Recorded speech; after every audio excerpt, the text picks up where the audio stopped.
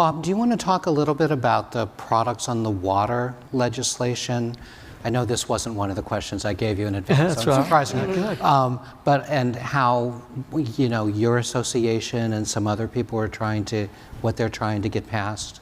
Yeah, we thought it was incredibly, we didn't think it is incredibly unfair that, for example, when the China tariffs got put into place, they made an allowance for product that was on the water as long as it got here before a certain date. And actually, the first date that they issued favored the West Coast, because it could arrive here by then, but there was no way it could get to the East Coast, so we got them to extend it.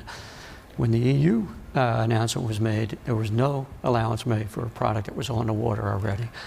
So we finally got a couple members of Congress to agree to introduce legislation, which should happen within the next, I think, about 7 or 8 days, that will make an allowance not only now, but then in subsequent tariff announcements, that it would have to make an allowance for product on the water.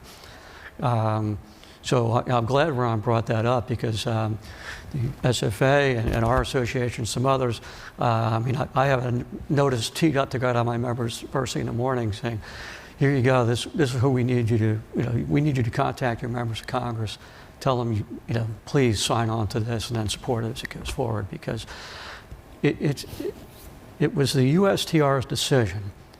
And in a case like that, Tom's got a contract, it's on the water now.